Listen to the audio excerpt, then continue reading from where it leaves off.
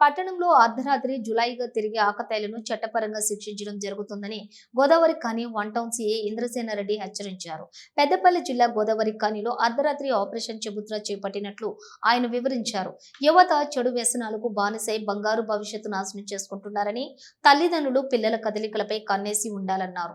కొంతమంది యువకులు mid night bike riding చేస్తూ ఇతరులకు హాని కలిగిస్తున్నారని, డ్రంక్ అండ్ డ్రైవ్ లో పట్టుబడితే జైలు శిక్ష తప్పదన్నారు. మైనర్లకు బైక్ ఇవ్వరాదని, పెద్దలు వాహనాలు నడిపేటప్పుడు విధిగా హెల్మెట్ ధరించాలని ఇంద్రసేనారెడ్డి సూచించారు. వాహన చోదకులు ట్రాఫిక్ రూల్స్ పాటిస్తూ సురక్షితంగా గమ్యం చేరాలన్నారు. ఆపరేషన్ చెబుత్రాలోని వన్ టౌన్ సిబ్బందితో పాటు అధికారులు పాల్గొన్నారు. 60 మంది అనుమానితులను అదుపులోకి తీసుకుని కౌన్సిలింగ్ ఇచ్చినట్లుగా ఆయన చెప్పారు.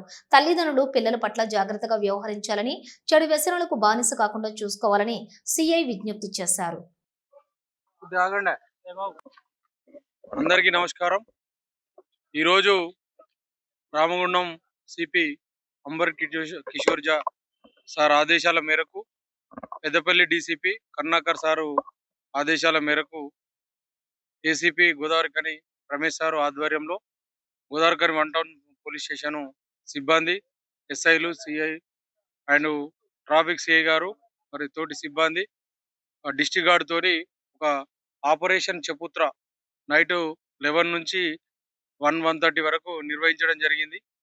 ఇందులో గోదావరి ఖని పట్టణం యందు వివిధ ప్రాంతాలలో ఆకతాయిగా తిరుగుతున్న యువకులు, పట్టిక బళ్ళ మీద ఎటువంటి పని లేకుండా రోడ్లపైన తిరుగుతున్న వ్యక్తులను పట్టుకోవడం జరిగింది.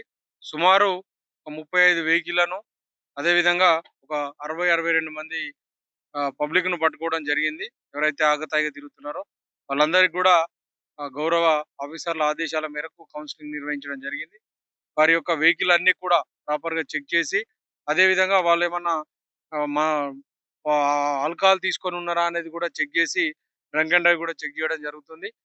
దయచేసి ప్రజలందరికీ ఒకటే విజ్ఞప్తి, ముఖ్యంగా తల్లిదండ్రులకు, పెద్దలకు, మీ పిల్లలందరూ కూడా 9 తర్వాత ఏమన్నా బయట తిరిగినట్టయితే ఏ పని నిమిత్తం పోతున్నారు, ఎందుకు పోతున్నారు అనేది ఖచ్చితంగా మీరు అబ్జర్వ్ చేయాల్సిన అవసరం ఉన్నది. వాళ్ళు జులాయిగా దోస్తుల దగ్గర కానీ, లేకపోతే ఆల్కహాల్ కోసం బయటికి వెళ్ళి యాక్సిడెంట్లకు లోనవ్వడము. ఇవాళనే ఒక అబ్బాయి స్నేహితులతో కలిసి ఈతకని పోయి నీళ్ళలో పడి చనిపోవడం జరిగింది. కాబట్టి అందరూ కూడా, తల్లిదండ్రులు, పెద్దలందరూ కూడా ఇది గమనించాలి. మీ పిల్లలందరూ కూడా 9 తర్వాత ఎటు పోయిండు ఖచ్చితంగా వాళ్ళ మీద ఒక నిఘా ఉంచాలని, ఎటువంటి చెడు వ్యసనాలకు అలవాటు పడకుండా చూడాలని, ఇట్లాంటి కార్యక్రమాలు కూడా అధికారుల ఆదేశాల మేరకు భవిష్యత్తులో కూడా ఇలా కొనసాగిస్తూ, ఎవరు కూడా ఎలాంటి అవాంఛనీయ సంఘటన జరగకుండా మన గోదావరి ఖని పట్టణంలో ప్రశాంత వాతావరణం నెలకొల్పే విధంగా ప్రయత్నం చేస్తామని తెలియజేస్తాం.